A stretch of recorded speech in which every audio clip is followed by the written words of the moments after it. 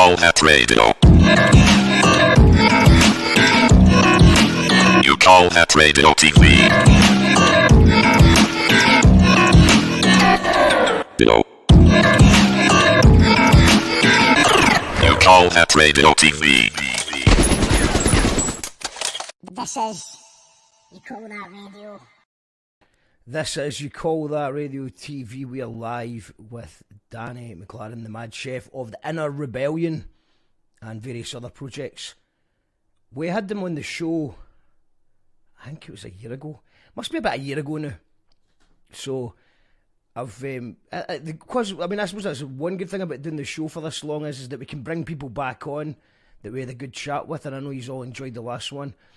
And I've just been watching what he's been doing the last year with the Inner Rebellion, and it looks amazing. I want to go, so I just thought I'd get Danny on to explain what's going on. Because Danny, are you here? How you doing, my man? Lovely to see you again. Yeah, has it been about a year? Do you think? I think it is. It's been about a year since the last time we were chatting. I think the name evolved. It used to be called Woke, and then it kind of evolved it into the Inner Rebellion. So it has been about a year. So, what was the reason for the name change? I love the new name. It just suited better. Do you know that way? It seemed to be more appealing. Plus, it's got a bit more marketability, and it just kind of hit me one night when we were kind of moving into that term about what it is. Like, you look at rebellion, you look at revolution, you look at things that are kicking with yourself, and the Inner Rebellion, just the word Inner Rebellion, just sat with me, and it just felt so right, you know. It's great, and also, I mean, the word woke's just been kind of got new connotations as well, hasn't it? Well, I think that's it. We always use the hashtag stay woke at the end of everything we do, but the Inner Rebellion says more to you, do you know what I mean, than just a singular word.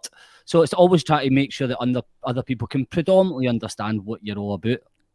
And it's actually quite good timing that I've got you on this week as well, because I just finished the Limmy audiobook. And last night I was listening to the Blind Boy's news podcast that just dropped yesterday, and there's just that pattern where they both talk about, you know, both Limmy and Blind Boy, absolute legends of comedy, and they talk about their struggles and, you know, the voice inside, and it's just sort of rebelling against it. And that's what it kind of means to me. And yeah, man, it's like it's a perfect way to describe what it is you're doing. Been watching like your Insta videos and stuff, and you've got people out first thing in the morning, and it looks amazing, man. I'm tempted to go. I'll get you one. I'm right up for it, man. I'm right up for it. It's right now though. It's because I'm finishing an album. I need to throw sleeping patterns out the window for now. So it's like, you know, if you can write or record, you've just got to do it when you can. But after this, hopefully this weekend, the album's finished, and I can just start thinking about stuff like that. Because just explain to people, like, explain what it is you're doing, what the videos that I've been seeing, what is happening. So basically, the Inner Rebellion's a platform for, it's a life coaching platform that focuses in inner personal development. So what it basically does is I kind of teach people meditation, conscious connected breathing, teach people how to get back in a connection with ourselves. Like, it was designed and it developed, obviously looking back, way back in the days where I really needed something like this, and looking at developing something that would connect with a lot of people out there, that was taken away from the stereotype of just kind of rising and levitating towards making your green tea. Do you know what I mean? So that's what it's all about. It's about putting on programs. It's about putting on events that help you to basically actually really properly understand that this kind of energy, frequency, vibration, meditation spaces that exists, and it's real, and the science and spirituality has now came together to form one solid fact, and it should be accessed by us all. I just think because some of us we've got different viewpoints on it, and we see it as this stereotype out there that's only for certain types of people, when we're really, really losing the edge over how amazing our minds and our bodies can be to help us heal, to help us recover, and to help us to grow and to create going forward whatever we wish. And the thing that when I was watching you, I think you were at Pollock Park or something at 6 a.m, and it was like a big group of everybody all just sort of meditating and starting their day like that. It sounds amazing because obviously there's an element of me that sort of quite likes being a bit of a night hawk. Although it's a bit more complicated for that with me. It's not as simple as staying up late, but I love the calmness and the quietness of nighttime. There's you're not getting notifications, nobody's phoning you, and it means that I can concentrate because I get very easily distracted. But what I have noticed as well, sometimes my body clock's so mad that I do end up going to bed really early and waking up early. And I went for a wee cycle one morning, and I was like, actually, this is, if I just got it round the other way, it would be the exact same thing. So I'm going to get the peace and quiet of the morning. It's a double-edged sword sometimes, I think, as well. Like I'm quite like you. I like to be more productive and more creative at night, especially if I'm creating content, I'm designing stuff, or I'm working, mate, and I've captured during the day. But then you've got that amazing vibe of the morning time where you get up at that time in the morning, you create that time and space for yourself where nobody's about, and then you can go and do these kind of things, you know what I mean? So you've got the both edge to it. Like sometimes you can dip into both sides of it, you know? But it's like, I mean, what time does the Inner Rebellion start when you go to the park? What time are we talking? So basically, usually you have to be there at 6 o'clock in the morning. We run it on a Saturday. So the idea is that we catch the sunrise. Obviously, when it started to get a wee bit lighter outside, but before it was, you were meeting up and it was pitch black, and we were walking, going into a right central point into Pollock Park's woods, and it was an amazing experience. You're going in there, and everybody's got their sleeping bags, you've got your mats, and you're just sitting there, and we're walking in, an hour and a half, kind of conscious, connected breathing, breath work, guided into meditation, and basically you're sitting there with your eyes closed for nearly an hour, and then what happens is, eventually you look about you and the sun starts to come up. I mean, you've heard there like people talking about gratitude. Well, there is nothing that compares to that kind of gratitude that you end up learning to self-create in that space. Let's see who's tuned in. We've got Paul is in the house, Lou is in the house, Ali Grant says, hey beauties, hope you're all well. Hello Ali, cause we are rebels, says Jerry. Hello from Rainey Galloway, you're just a shell until you decide to rebel. Oh, I love that. Love that. Yeah, Danny is a poet. Danny runs a really, you might be wanting to take Inner Rebellion down to his place. He's got an amazing cycling project down in Dumfries and Galloway. Amazing, man. I was lucky enough to go there last year. That's about probably the only bit of nature I got last year.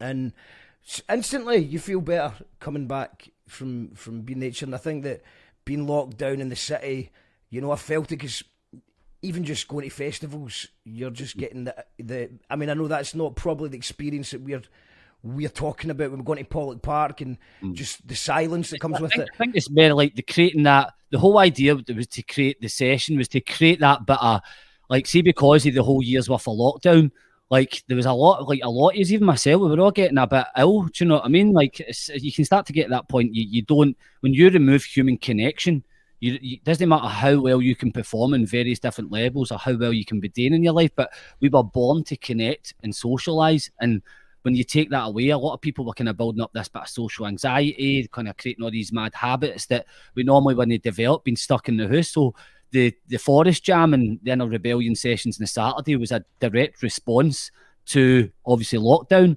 And what it did was it helped people to come together again. Like you went, people were going there no knowing each other, but by the end of the session, you felt like you knew each other.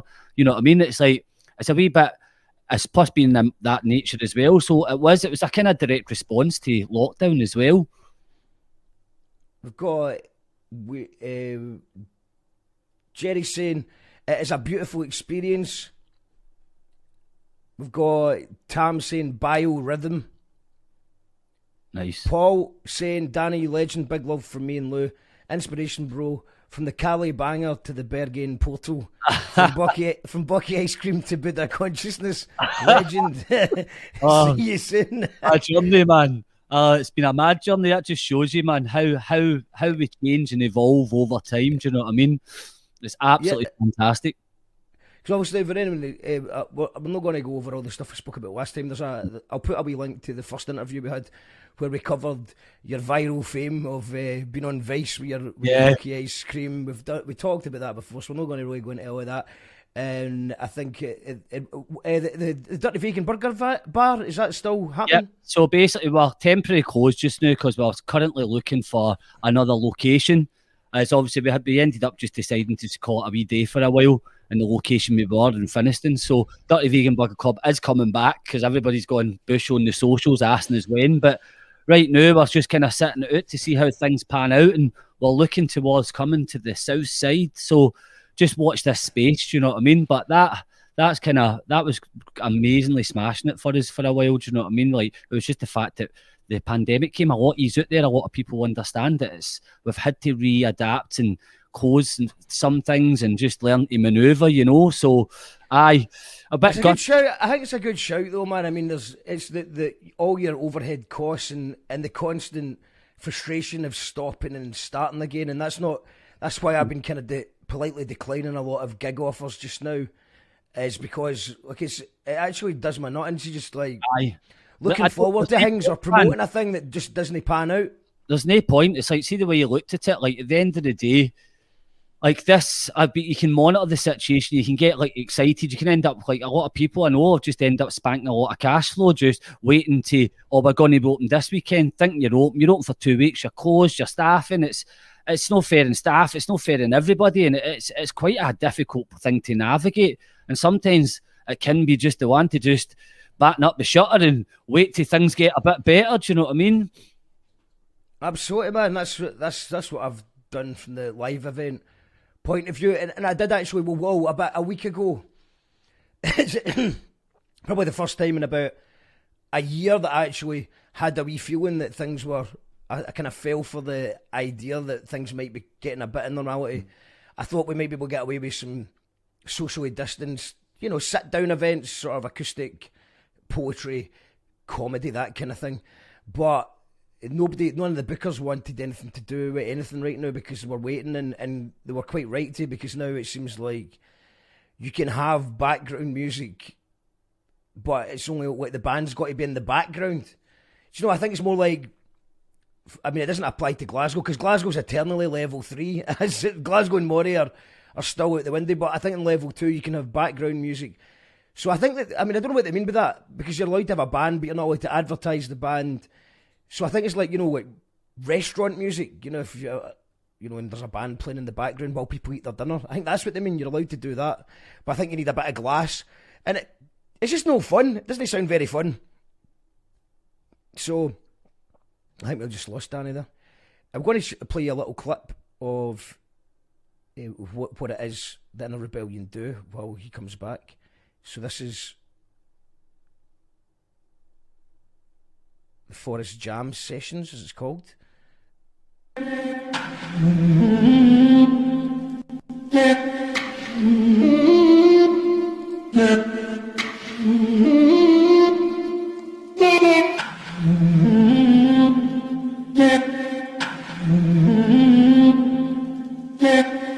Ready to face the day, like totally connected to my body, like my mind is completely clear, feeling great after it, and I just feel kind of connected.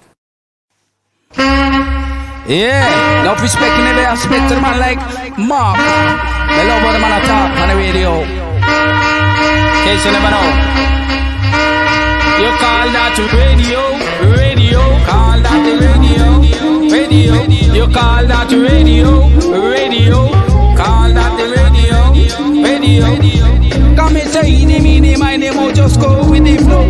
In the my name, I'll just go with the flow. So till you miss a mark, now go bend down low. Till you miss a mark, now go bend down low. Boom. Lot of words. Yo. You call that radio. You call that radio. Come and say, don't you be an head, man, I'll go lose your head. Say, don't you be an head, me say, I'll lose the head, me say, radio. Call that radio. Straight from outer Glasgow. Straight from outer Glasgow, nice enough on the studio. Come and say, in my name, I'll just go with the flow. In my name, I'll just go with the flow. So till you miss a mark, now go bend down low. Till you miss a mark, now go bend down low. No radio. You call that the radio. Them man I give you miss a lot of subject, and them a think a man you can't object. So don't you ever come and disrespect. I love and respect in a every aspect. As you call that Radio TV, we're live with Danny of the Inner Rebellion. We're going to be talking a bit about meditation, mindfulness, breathing exercises, and probably a bit of cooking, techno, and addiction as well. I just want to give a wee shout out before we bring Danny back on to the guests that are on next week. I'm buzzing for this. We just announced it a few minutes ago. But there'll be no show tomorrow because I'm hopefully finishing an album. But next week we've got Loud Women who are in the charts right now with a song called Reclaim the Streets. I don't know exactly how many of the Loud Women are going to be there, but the song features people like Bricks from The Fall and Siobhan from Shakespeare Sister and Bananarama and all that. So we don't know exactly who's going to be there, but Cassie will be here for sure, and hopefully a few extra guests. They do amazing work, London-based charity event organisers. And then we've got Barbarella's Bang Bang, amazing band from down south that I met through Bad Fractals. On the 27th, it's a Jackal Trades Need the Characters special as we lead up to the new Jackal Trades album. Then we're going to have a secret listening party. That's for the Patreons, or if you've pre-ordered Texture's album, Illuminate. That's on the Saturday night. And we've got a few listening parties coming up on Saturdays throughout June. And then Kevin Williamson from Noirike, Rebel Inc. and Law Holt on the 3rd. So it's a cracking lineup coming up. We've got Mandy Clark's in the house. Hello, Mandy. We've got Mark McInnes in the house. Mandy says, met Danny outside the vet once. He was surprisingly funny and very down to earth. Lou saying I tried vegan coleslaw for the first time a few weeks ago. I picked it up by accident and was pure disappointed when I noticed it was vegan. I tried it anyway and I now prefer it to non-vegan coleslaw. That's how I feel about... There's a vegan haggis that's really good. I can't remember which one it is though. One of the vegan haggises is good. I think there's two main guys in the haggis market, isn't there? One of them does a good vegan haggis, one of them does a terrible vegan haggis, so it's 50-50 whether you get it. We've got Colin Simon in the house tonight as well. Hello. Wee Rainbow saying, I'm not really a morning person, but this makes me want to be, says Melissa. Absolutely. That's what I think as well. When I look at it, it just looks like everybody having such a great time at that time of the morning. Starting your day like that must be amazing. It's a rarity for me. We've got Colette in the house. Hi boys, looking forward to the show. Hello baby doll, I hope you're well. And Greg says, enjoy every sunrise you can, as one day the sun will rise, but you won't, which is very true. And we've got Jerry as well. McSween's veggie haggis is tasty. Right, okay, I think it's that one. There's the other one. Who's this? There's the other one. One of them's shite, one of them's amazing. That's what I would say about it. Now, if you're watching this on Twitch or Facebook or Twitter, then you need to get the bus to YouTube. I'll put the link in the comments. Let's see. This is the link you need to go to watch this show. Wait, this is the best way to watch tonight's show, is go get the bus to YouTube. So this is the link here.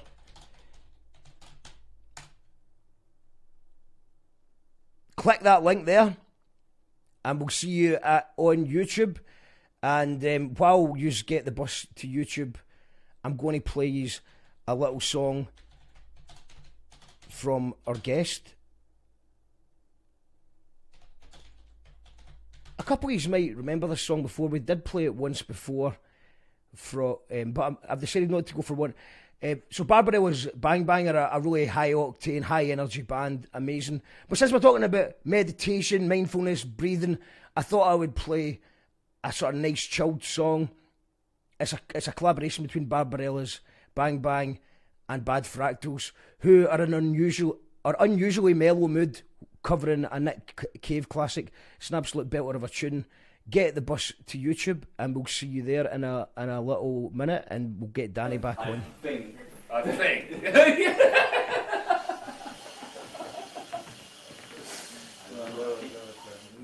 need to dig them out.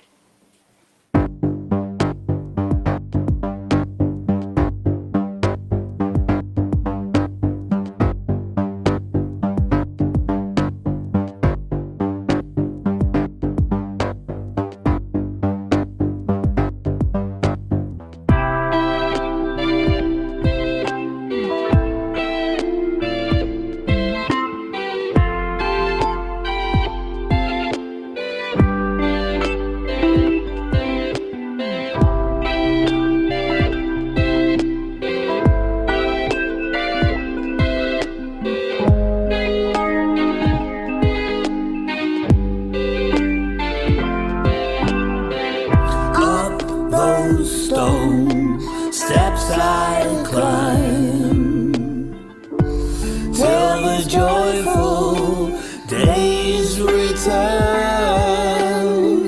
into its grey shadowed vault I go.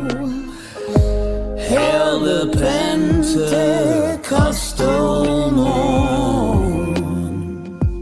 The reading is from Luke 24, where Christ returns to his loved ones. I look at the stone apostles, think that it's alright for some, and I wish that I was made of stone, so that I would not have to see the beauty impossible to define, beauty impossible to believe,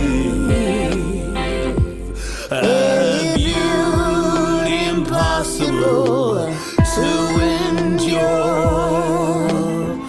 The blood imparted in little sips, the smell of you still on my hands as I bring the cup up to my lips. No God up in the sky, and no devil beneath the sea could do the job that you do, baby. Oh, bringing me to my knees. Outside I sit on the stone steps with nothing much to do, forlorn and exhausted, baby, by the absence of you.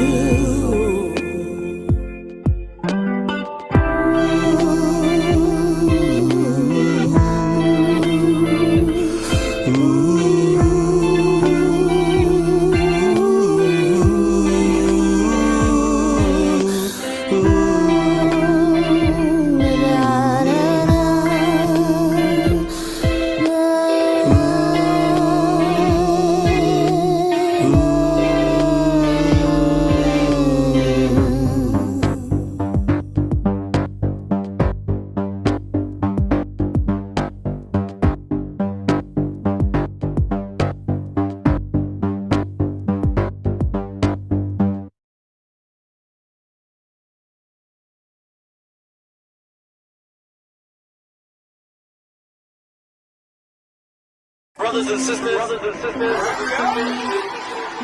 Is that you, Daniel? Are you before me?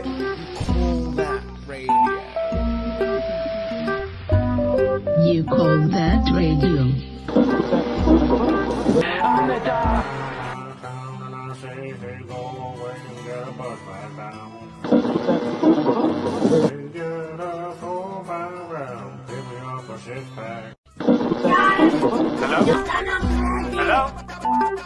Hello? Hello, yes, this is Dog.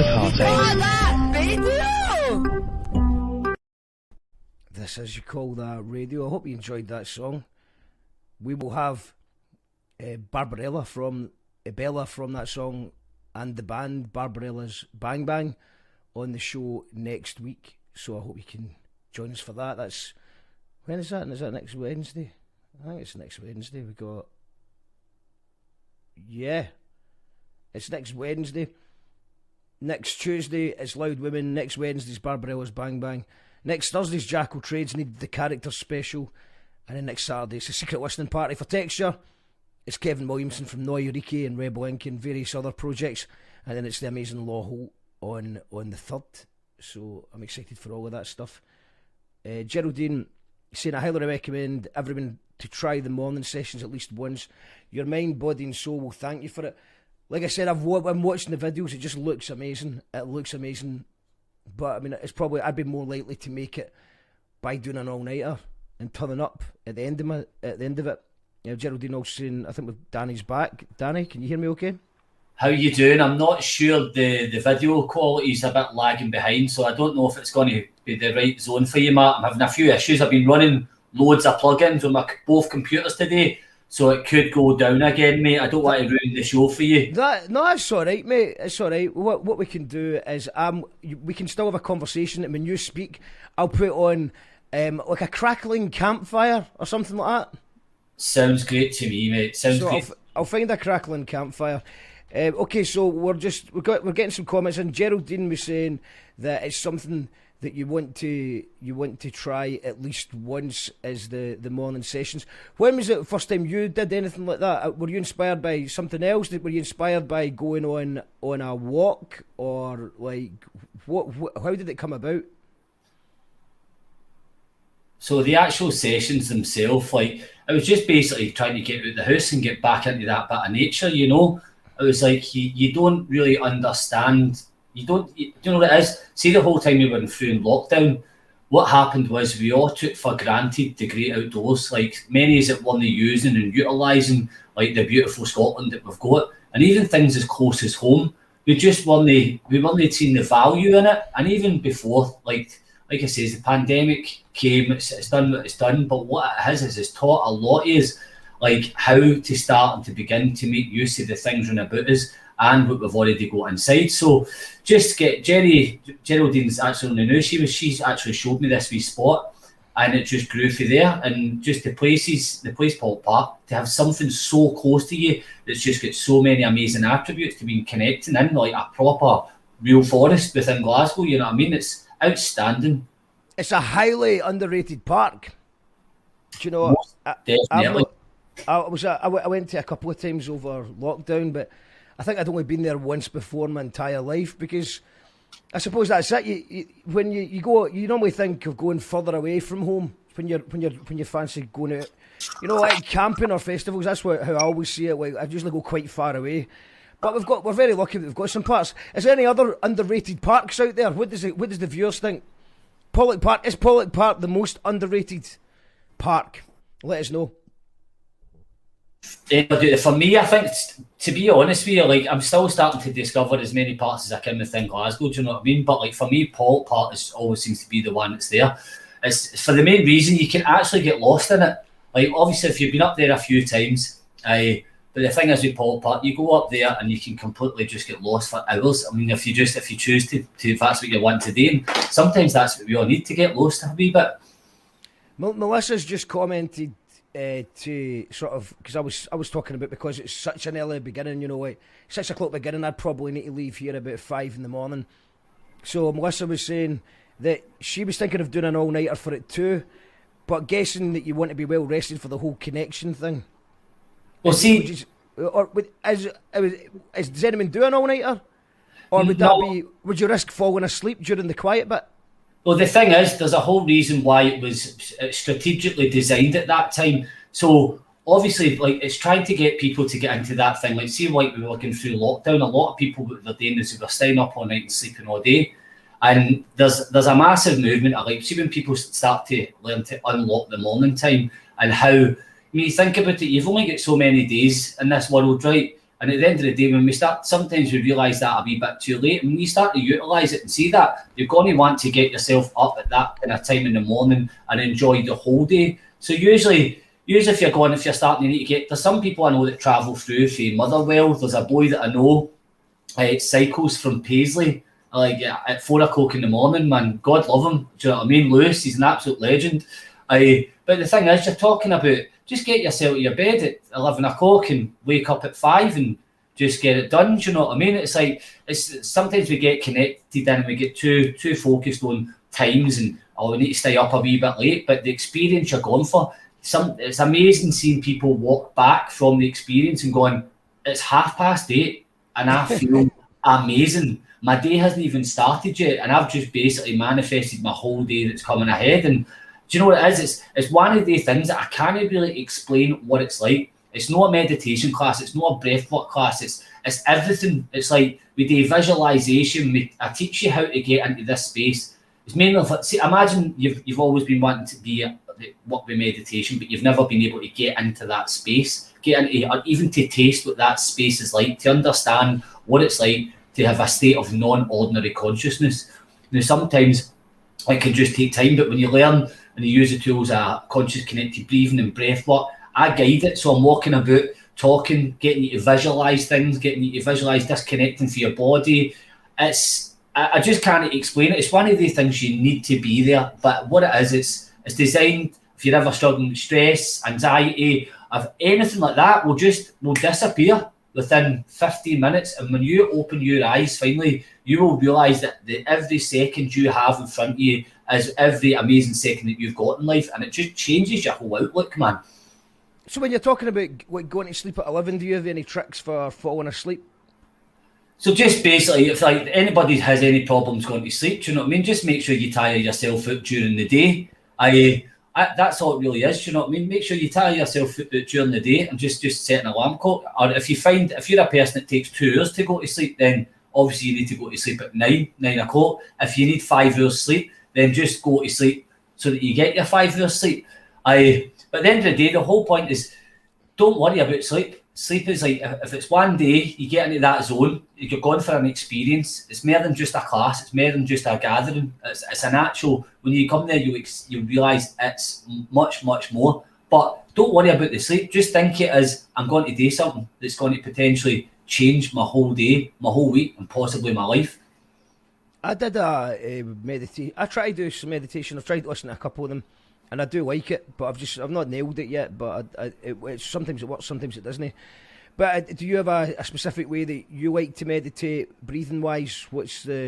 So basically, the inner rebellion system was developed because it's a 4-tier system, right? So I realised there was these potentials out there where people were finding it really difficult to get into any form of meditation. And when I say get into meditation, what I'm talking about is there's loads of people out there that meditate, right? But it's more probably what you call mindfulness, when you're just calm and you're in the space and you're not really thinking. But what I'm talking about is the moment where you, whether it's 1 second, 2 seconds, or 3 seconds, where you have no thoughts, no feelings, you're not connected to your body, and you actually experience what it's like to be nothing, if that makes sense. So I teach people how to use breathing techniques.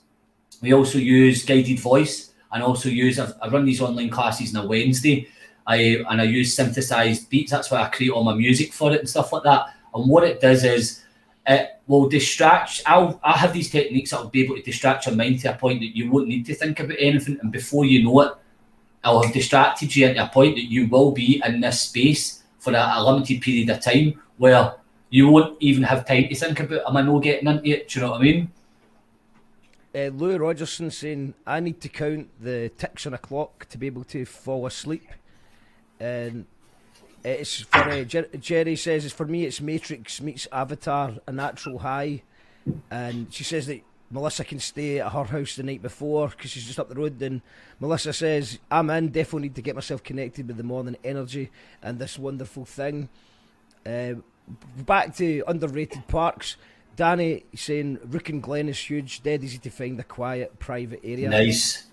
And I can't agree more with early morning experience like this. Really helps with any challenges that visit you that day. Yeah, I mean, when I get up early, I've got my work that my to-do list is done by 10 in the morning. Mm-hmm. So I do need to get into it more. But they've got Lynn Park, says Geraldine. Amazing. It's beautiful. But Pollock Park has a special energy. Melissa's saying Dosholm Park. I don't even think I know Dosholm Park. That's up at Knightswood, I think. I think my uncle used to take me there when I was a kid up at Dosholm Park.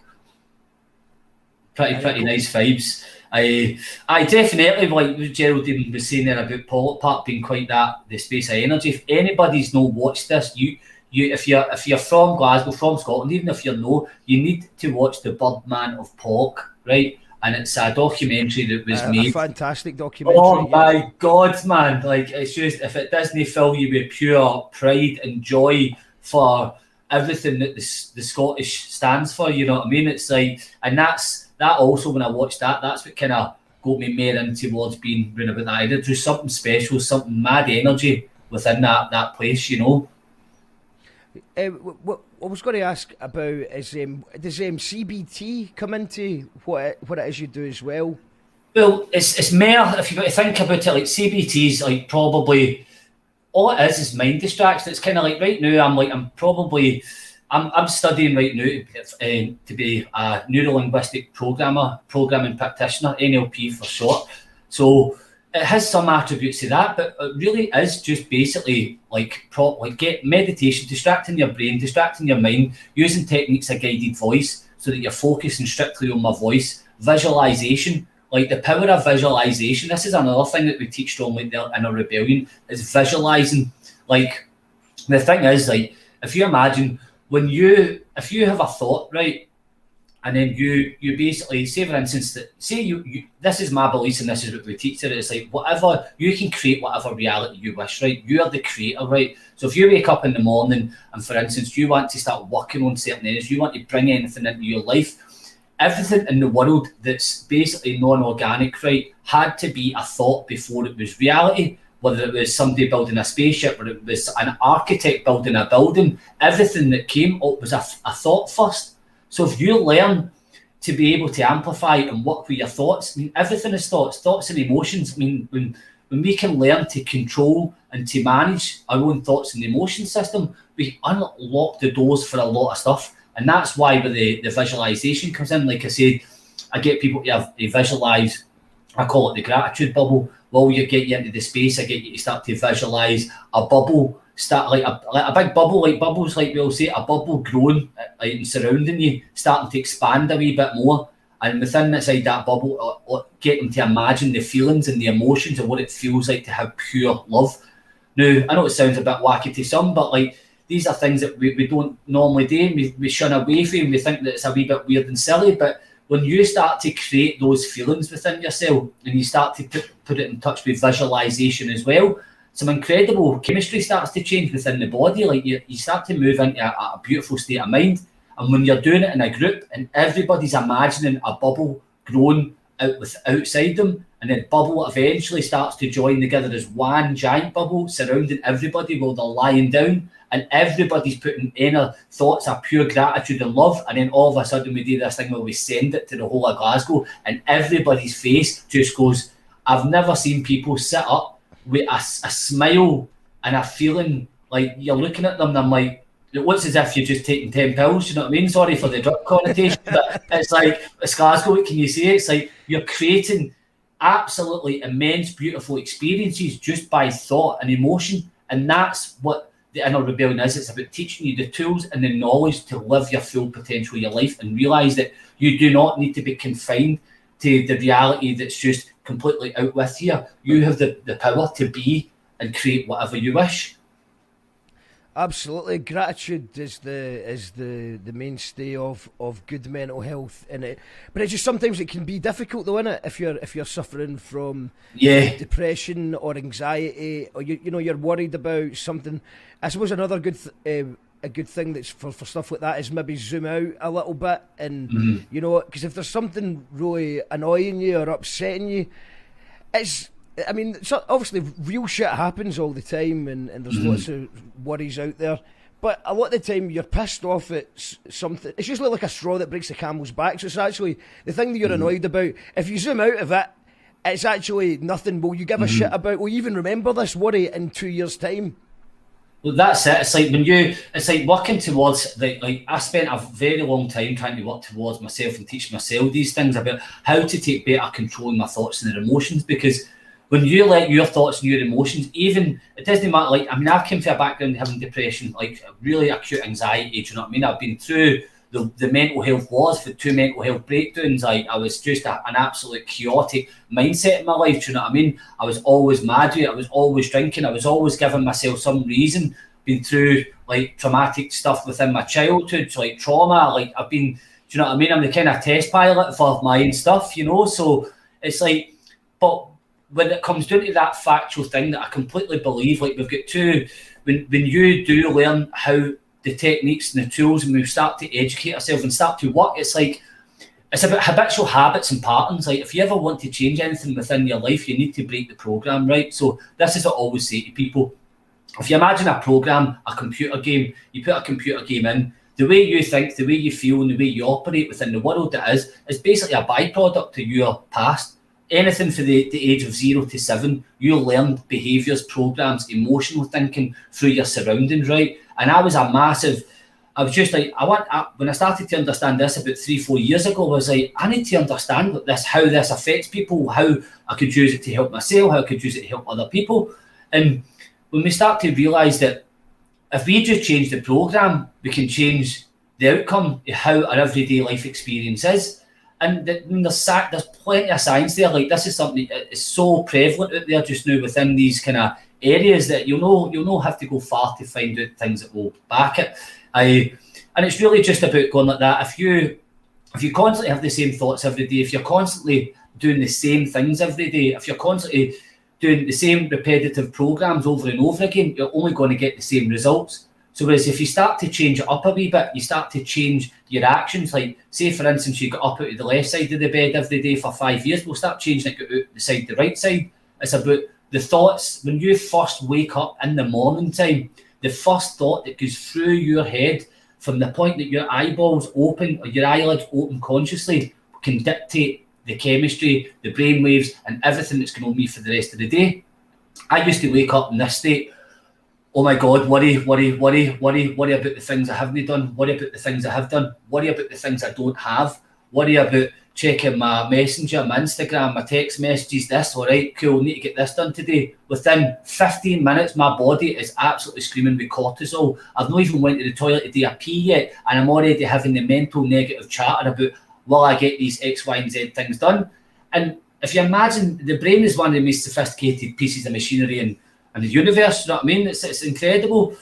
So when you start to work with that and you realise that if you do something, I'm talking about something as simple as, even though you might find it difficult, even though it can be tough, right? But as soon as you wake up in the morning, practice creating a thought, one thought, something, a good thought. It could be a thought of gratitude. It could be grateful for the breath that you have, but it's got to be the first thing that you think about. And that will instantly start to change over time. You put that habit in. One small wee habit over time will help to build new habits. And that was a game changer, was like learning these things and learning, this is why I'm all about the morning, because what you put into your mind in the morning is predominantly what comes out for the rest of the day. So whether you're suffering from depression, anxiety, whether you're going through anything in life, right? It's about, can you have that can you put that, what are you fed up with just being the way that you just don't want to be anymore? And can you put just that simplicity of just one singular thought? That's all it is. You don't need to move, you don't need to go gyms, you don't need to do it. It all starts after that single thought. And that's the one thing that was just a complete catalyst game changer for myself on this journey.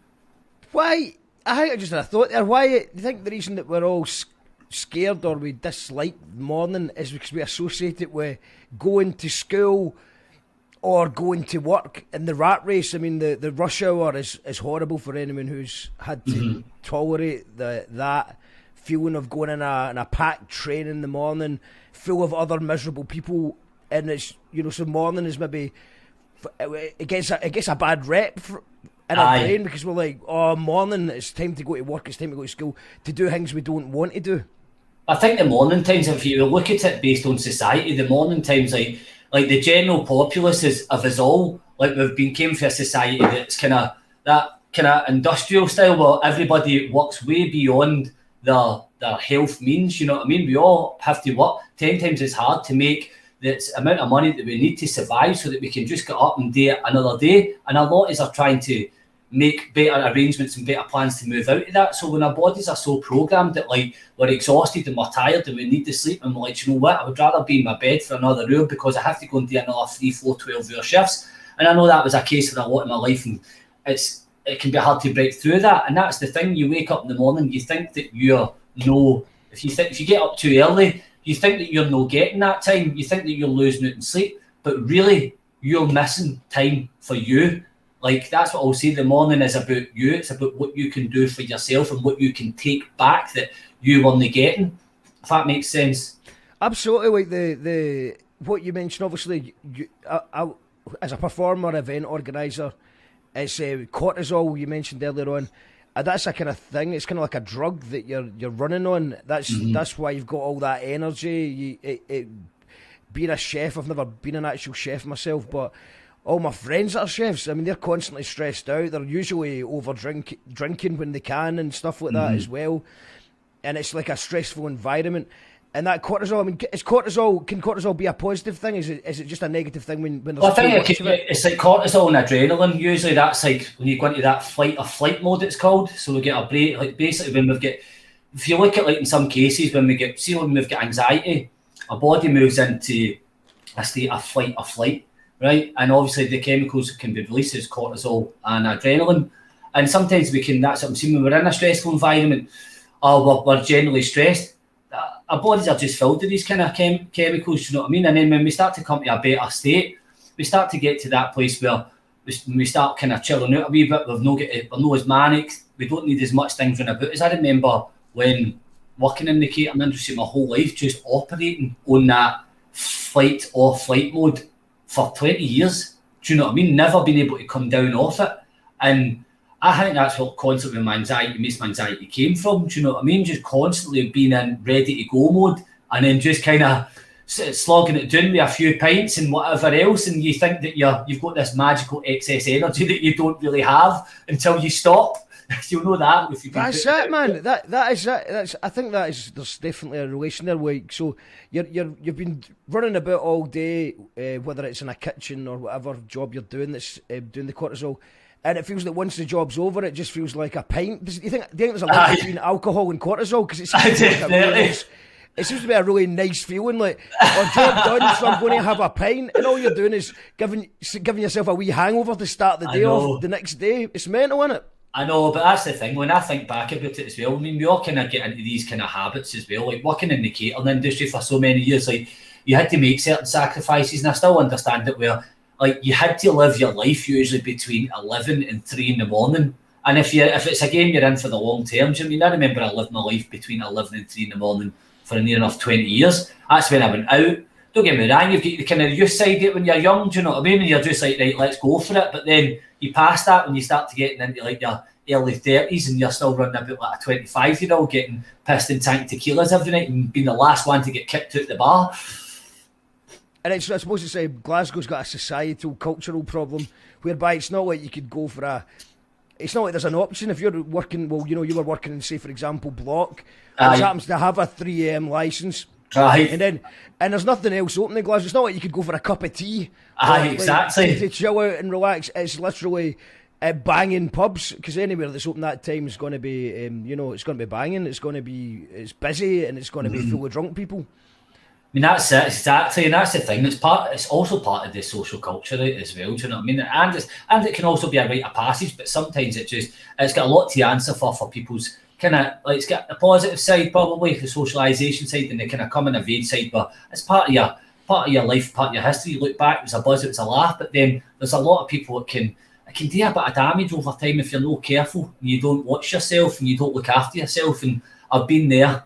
Like, why do you think the service trade is so is everyone just doing it wrong, or is it because of the amount of money people are willing to pay for a meal? Does it just stand to reason that there's just everyone's understaffed, and the way that people talk to each other is you need to shout at someone to get things done? Is there a better way to do things?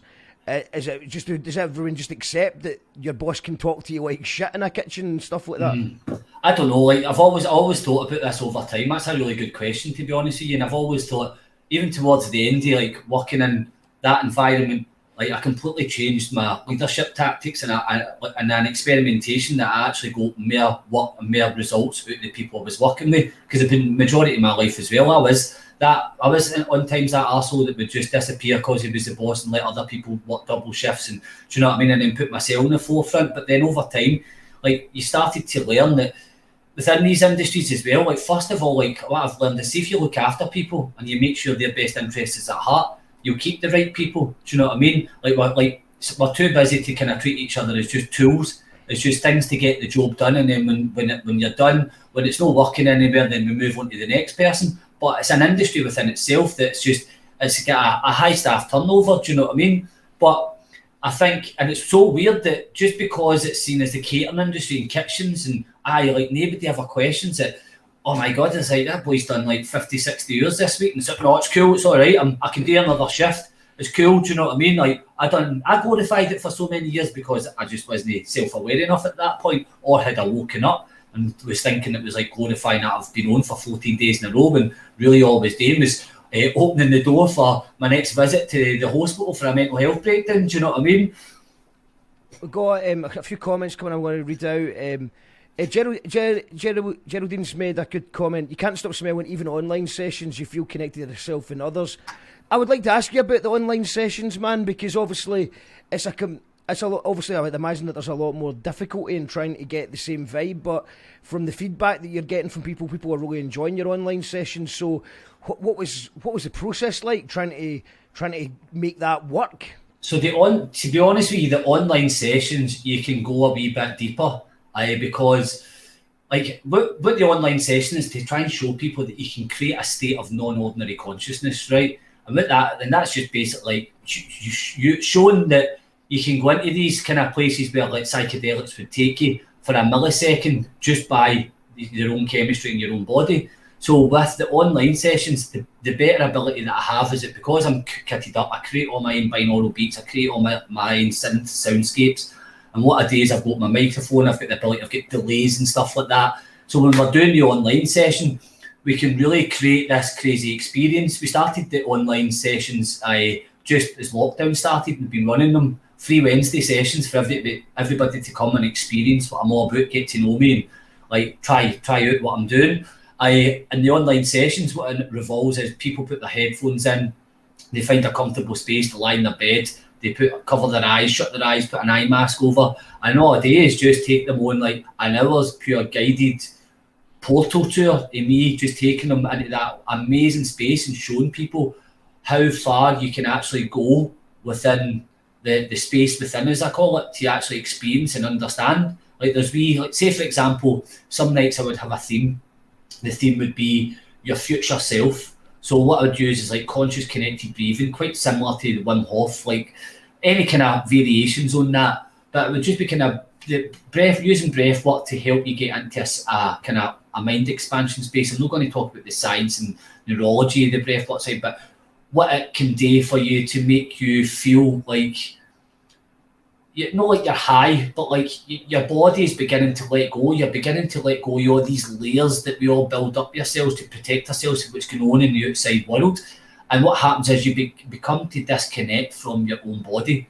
And it's just a wee process. Then what happens is I've got the ability to start messing about with filters and frequencies and stuff like that. And I've got the microphone, and what I do is I just take people down and down into a nice deep place. And then, like I said, the theme of your future self, it's a 14 track soundscape of me visually getting people to visualize and taking them to the future.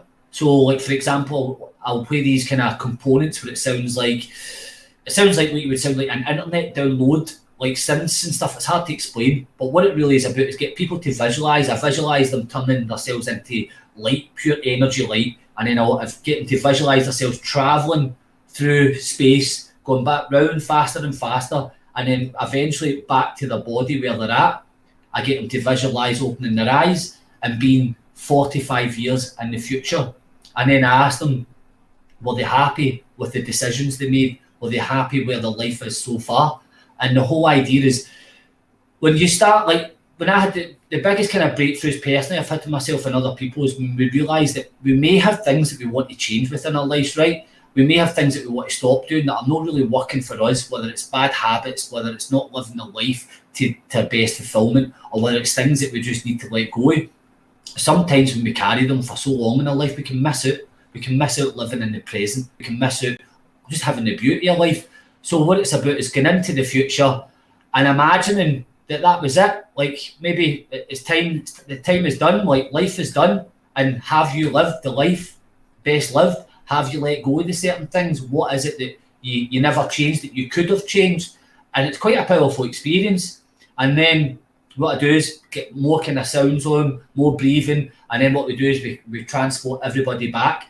And usually what happens with the experience is we have a chat, a wee deep talk at the end about the experience, and people report like, oh man, I seen the things that was niggling at me, like that I had to kind of change, or I'm going to get in touch with my mum that I've no spoke to in 3 years, or I'm going to stop hating all the shit that's going on inside my mind. I'm going to start treating myself better. So just with the power of 45 minutes, a conscious connected breathing, guided voice, a bit of creativity and some visualization, some really profound experiences can be had, do you know what I mean?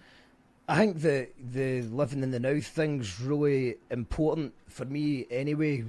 That's how I've kind of managed to get through lockdown. It's not always been easy, but that's why I've been kind of saying no to certain like gig offers and stuff, because I'm like, that's not living in the now, that's looking at a fantasy world that doesn't exist yet, and it's just maybe bottling up more disappointment. Well, if you just do it on a day-to-day basis, it's a lot easier to be happy, because you can't really, you can't predict what's going to happen tomorrow. So it's kind of counter, because obviously you're saying you're going into the future, which is actually the opposite of what I'm talking about. But when you're going so far into the future, 40 years, 45 years, then that's just similar to what we're talking about, the zooming out thing. Yeah, that's it. That's what it is.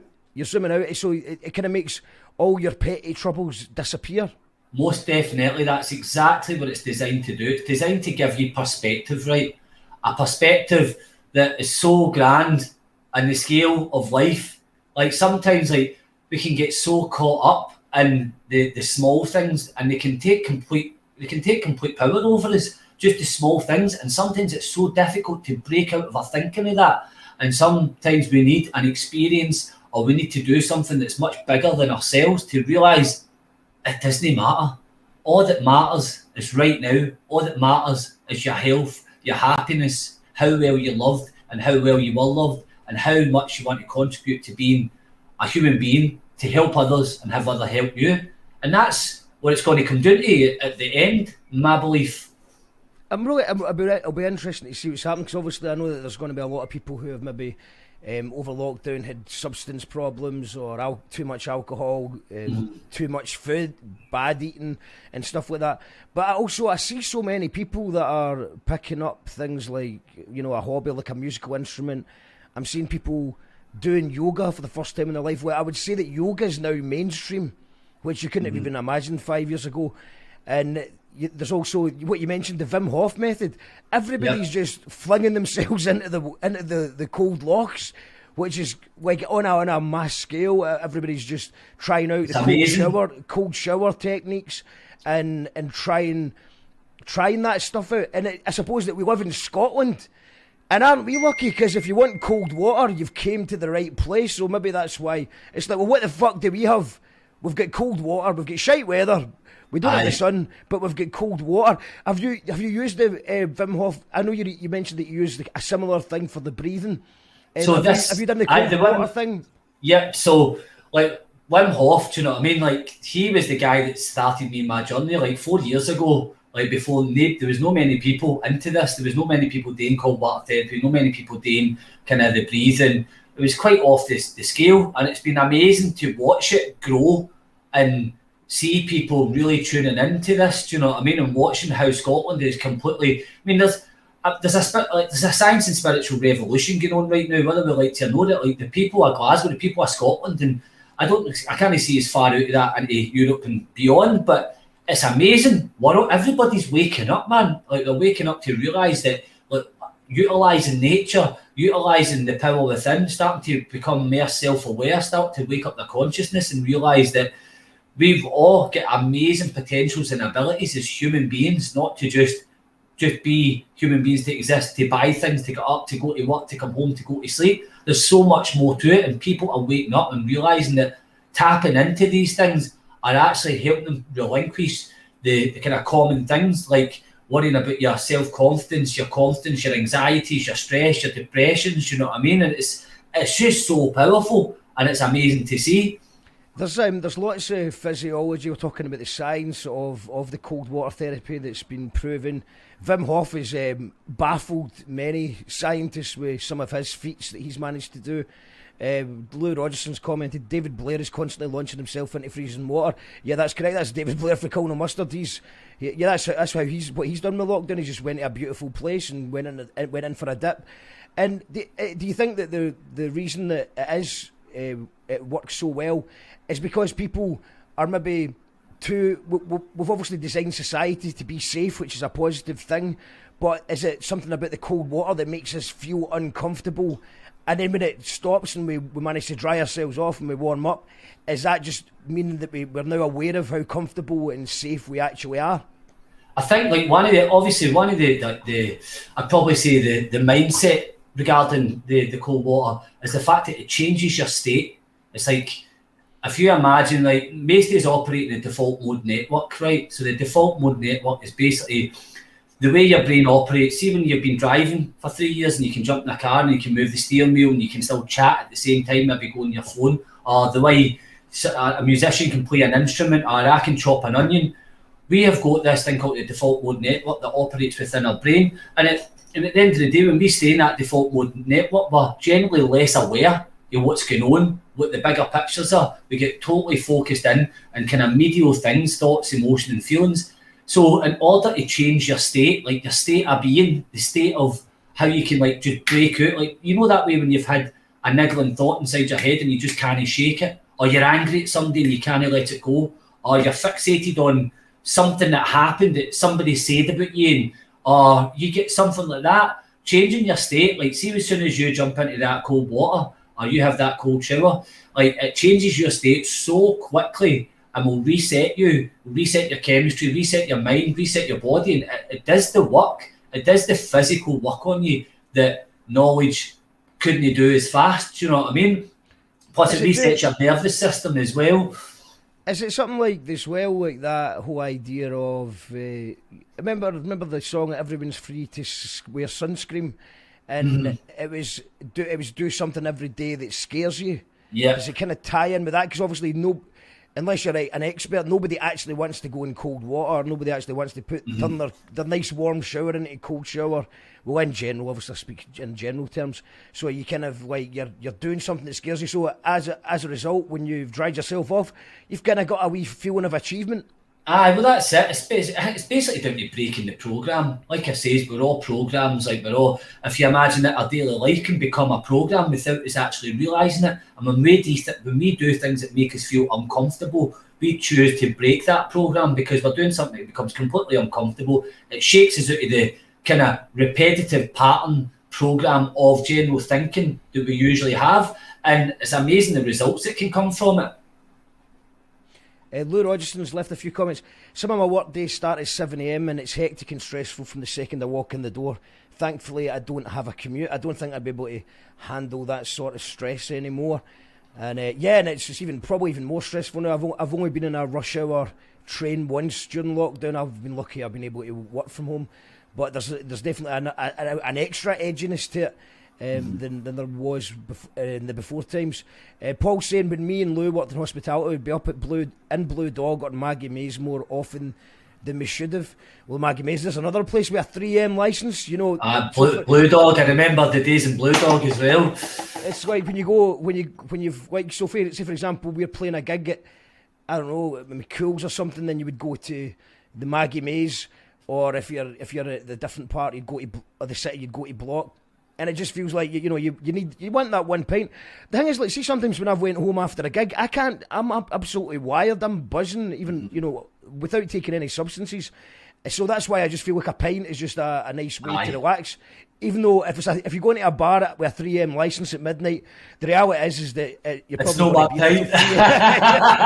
It's never one pint. You know that, man. I'm still the same. I do know that, but I don't know that at the time. It's like, well, I need that one pint after I've done a good job. I'm going to reward myself a pint, which is weird. It's a weird thing. Why would you reward yourself with poison? But it's just the way that my brain. It's that thing as well. You just want to you just want to take that load off. You want to get that change in state where you can actually just kind of chill, relax, and just be in that zone for a wee bit. But then when you take it too far, the next day you wake up and you're feeling like a bag of shit.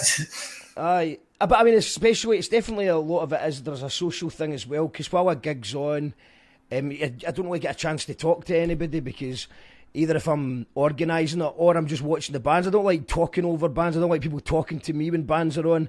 I'm can be quite rude if someone tries to talk to me while I'm watching a band, because it's like, fucking watch the thing. And, but at the same time, I still want to catch up with everybody. So it's like once the gig's finished, it's like, right, let's go somewhere and catch up. So I think there's an element of that as well.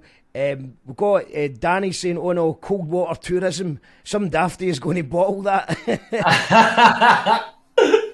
Oh, that's class. Mr. Flibble prefers a golden shower. Each to their own. Alan saying, I was at the Rum Shack Beer Garden recently, and I think you were at the other table, Danny. So, I possibly was. I was sitting there with my pal, my partner Kieran.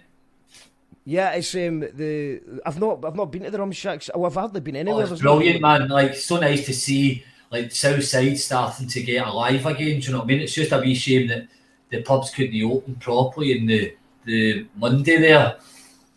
It was a gutter. I went out for a family dinner last night, and I think we'd all been counting on there being a bit of wine involved. But on the plus side, at least I feel okay today. So what else? We got a comment from Geraldine saying, I feel free. I feel the energy buzzing all over. Beautiful, and the beautiful music tops it off. And it's amazing that you're making your own soundscapes as well, Danny. In fact, you know, if you're up for putting a small piece of music and a wee mantra or something together for the Jackal Trades album, if you've got a wee bit, just throw it in as a skit, because it's quite a dark album. I've got a couple of funny songs in it, but I feel like it probably needs a bit where people can chill out. You know. Listen, that'd be an absolute pleasure. We got a comment in from I don't know what Colette's talking about, but she talks about this often. Something about grounding. Hold on, where is it? Grounding monotonic gold. David Hudson. I don't know what this is. Do you know what that is? I don't know. I know what grounding is, but I don't know what monotonic gold could be. David Hudson, maybe it's a book or whatever. But I know grounding. Like, grounding's basically when you go and you walk bare feet, or you spend time connected with the earth, because it's meant to be doing this ions, positive ions or something that kind of, I don't know the facts, the scientific facts, but I know for a fact that if you go and you spend more time with your feet touched to the earth, or if you go camping, and also the reason why that maybe a lot of the kind of inflammation that we get as normal humans over time is because that apparently we wear rubber shoes and the earth can't make its conductivity to our bodies. So thus, when they created the rubber sole, inflammation started to rise within human beings in society. So that's about as far as my education goes with that. That's interesting. I mean, I actually learned that from Jo. Is like when going to a park or something, she would take her shoes and socks off and just get the feet in the grass. So I've started doing that as well. It's a must, man.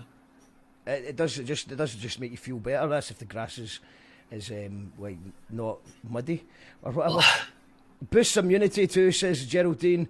And so see with the Wim Hof breathing you're talking about. Mm-hmm. I seen something the other week about that. They was talking about that's how to deflect a panic attack. I've not had one for a long time, but I've only ever had a couple in my life, like serious ones where you think you're going to die. And it is good for that, but although like sometimes with breathing, like there's so many variations of types of breath work, right? So and like there's breathing techniques that come from like just ancient stuff, do you know what I mean? But it's always I'll always say to people, just check with yourself before you start undertaking things. See if you get two different types of breathing. See if you want to alleviate kind of panicking or panic attacks.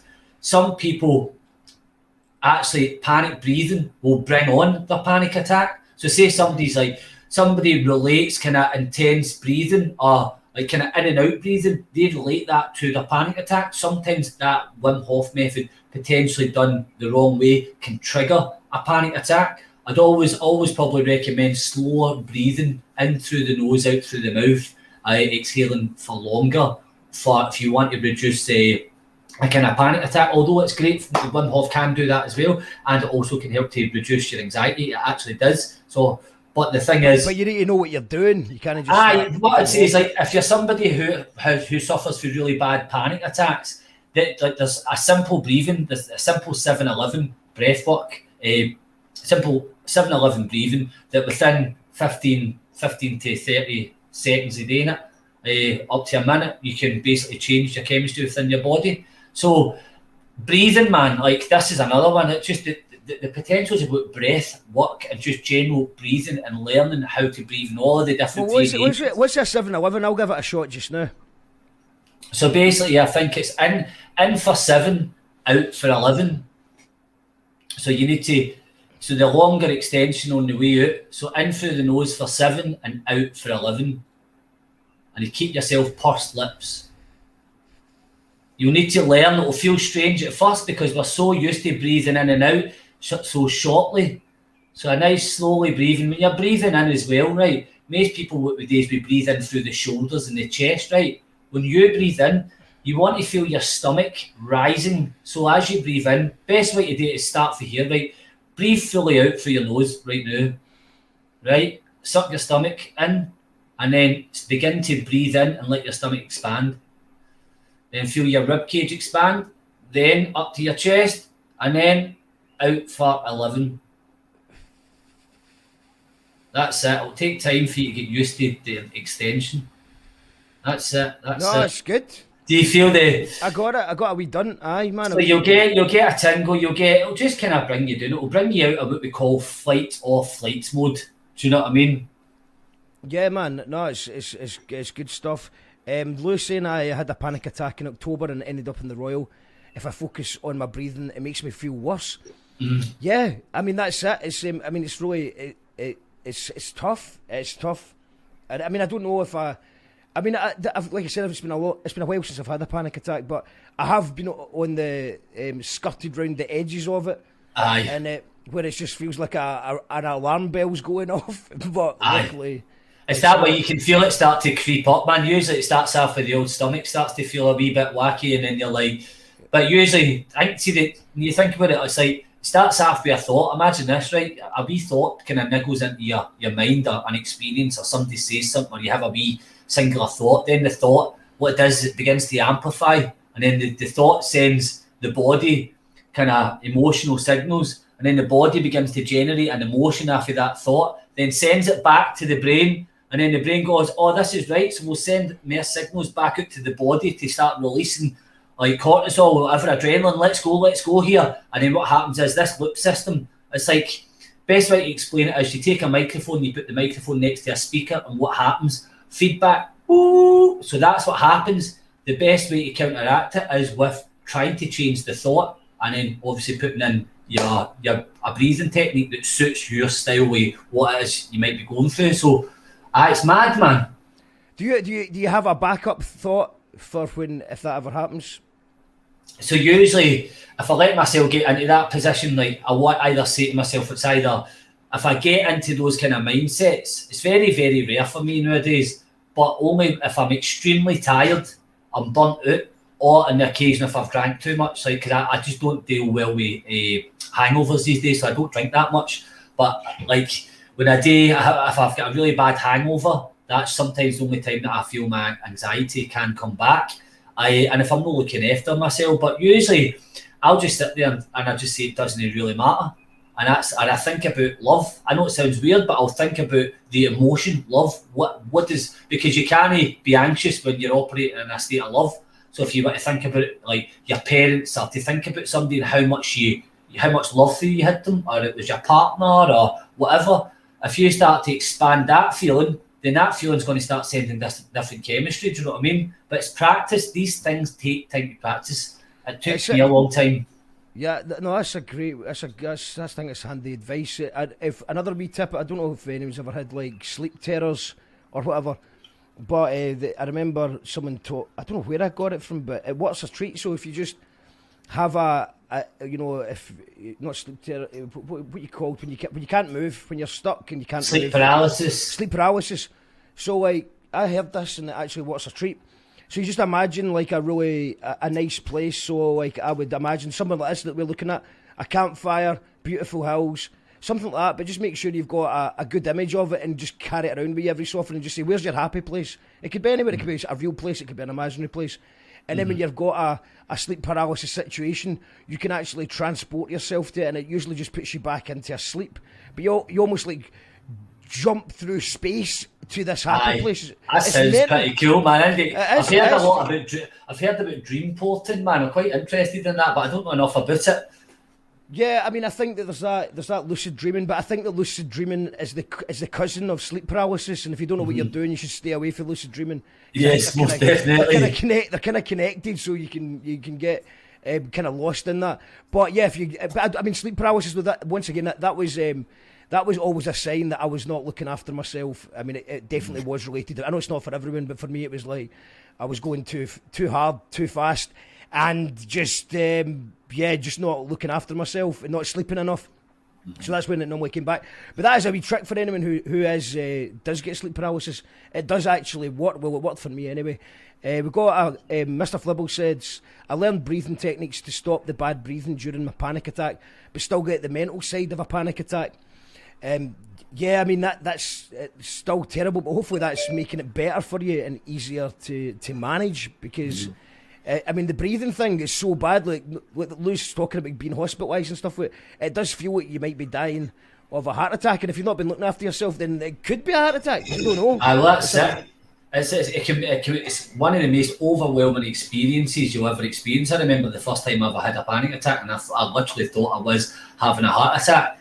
And when I eventually came like kind of down off it, man, like I sat in the room and I was in tears basically like for about an hour, because of the experience, man. And I think it was the first time it ever happened to me, and that was years of me not looking after myself. I think finally, like I always say to people, it's like, you imagine everybody, the general amount is out there that maybe not have certain techniques to look after themselves, or will not go these kind of practices within their life. If you imagine, like I say, it's a big pot of water, the pot's filled up to the top with water, you've got a lid on it and you weld that pot shut. You stick that pot on a gas cooker and you turn that pot to 10.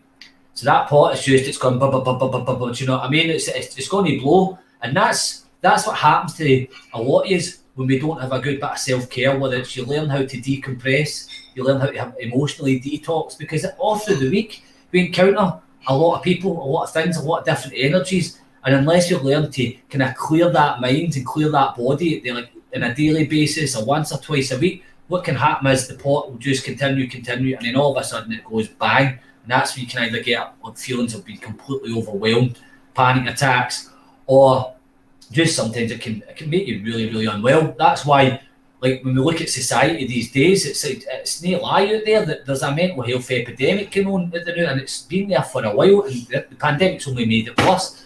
But there is a lot of people that are activating against it by working towards these things, getting back into nature, learning things like the Wim Hof, doing things that are outdoors, and starting to really understand more about how the body and the mind works, and that we're not just, we're more than just a body and a mind that we can explore a wee bit further.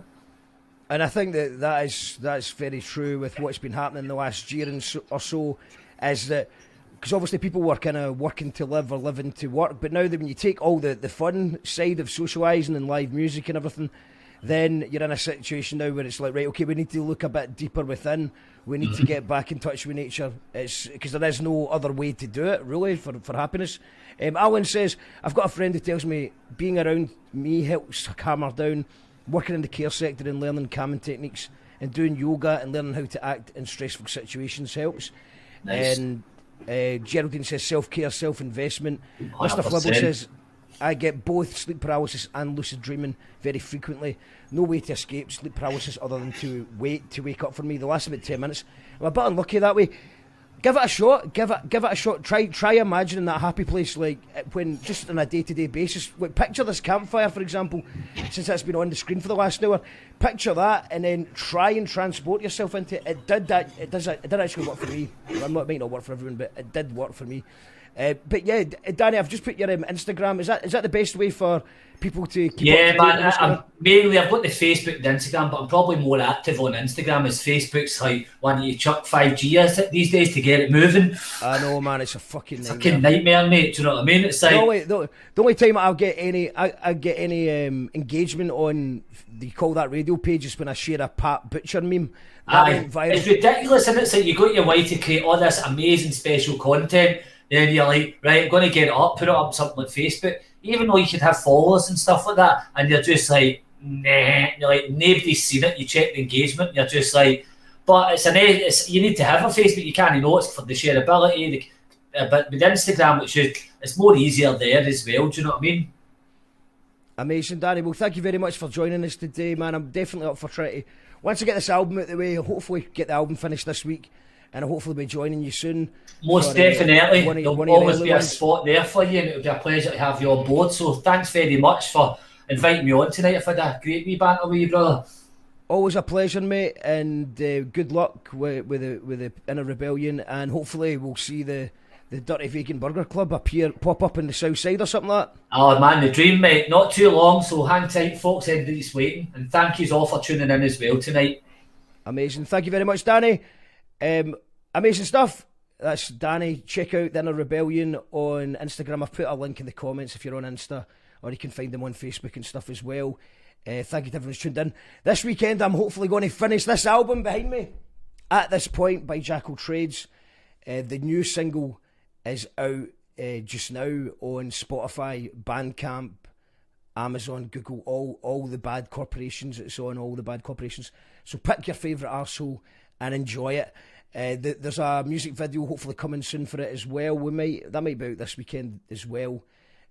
So yeah, the full album will hopefully be finished by the end of this weekend. By the time that You Call That Radio returns on Tuesday night for Loud Women, who have just released an amazing single called Reclaim These Streets. It's so good. It's got about 60 amazing women involved in it, including Bricks from The Fall, Siobhan from Bananarama, there's Shakespeare's sister, the lassie from Echo Belly, so some amazing women involved in it. That's on Tuesday. On Wednesday we've got Barbarella's Bang Bang. We played you a song from her earlier on. The rest of it's a bit more energetic and sort of festival banging tunes, so I'm excited to speak to her. Thursday we've got Jackal Trades presents Needs the Characters, so we're going to be speaking to the people involved in making that album, listening to songs. I'll be talking a little bit about the meaning behind it, how it was all made, so I'm looking forward to that. And then we've got a secret listening party for people who support the Patreon, or for people who have pre-ordered Texture's album. There's going to be 4 listening parties for the Patrons, and it's just basically, if anyone else has got an album that they want to release this way, it's a good way of sharing it with your fans before anyone else hears it. So you can support, you can see that by becoming a patron at patreon.com/You Call That Radio. Thank you to everybody who supports the Patreon. These shows, we've been doing it for way over a year now. They would not be possible without you, so thank you very much. And then we've got Kevin Williamson of Noirike and Law Holt next week as well, so the week after. And there's a few names that I'm just about to announce as well, but they didn't quite make the cut-off for announcing it today. So lots of good stuff on the way on You Call That Radio TV. Cheers, guys, it says Melissa. Thank you, Melissa, for tuning in. Really great show, enjoyed that. Thank you, Greg. Danny says, thanks for an amazing, insightful show. Love this, Danny. And Sleaford Mods on Sky Arts 9. Okay, I'll check that out. Cheers, Mark, says Paul. Thank you, Mark, says Lou. Thank you, everyone. It's a really great show. Hopefully we'll get Danny back on again so that you can see his face, because we had a wee bit of technical issues. But I quite like the campfiring. Campfiring was quite good, wasn't it? Problem solved.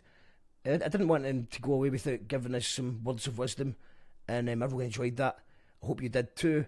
We'll see you on Tuesday, and there'll be a few little things coming up over the weekend, I hope. All the best, guys. Bye. Do you want weirdo or do you want it?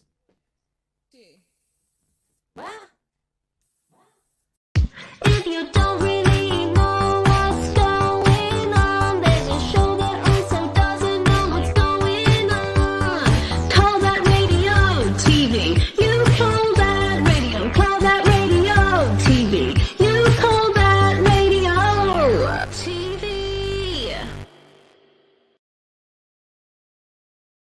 Oh aye, and remember to hit the subscribe button to the YouTube if you've watched this for the first time, or you watch us and you forget to hit the button. I'm just also going to leave you with a wee link to the first interview that we had with Danny, which is May the 28th. Do you know what? It was almost a year ago. Now we know. It was almost a year ago. So here's the link. I've put it in the comments, so this is it here. Click that link if you want to see me and Danny talking face to face about stuff, and we go into how he became a viral sensation. We on Vice, a Vice documentary, his chef years in Block and other stuff. Great show, says Colin. Thank you for the interview and vibes. Thank you, Geraldine. Fire meditation. Go and watch that. Go and watch that interview with the last time I spoke to Danny. It was 11 months and 3 weeks ago. See what we were talking about then. See how much is still true and how much we got wrong. And yeah, remember to hit that subscribe button. Bye.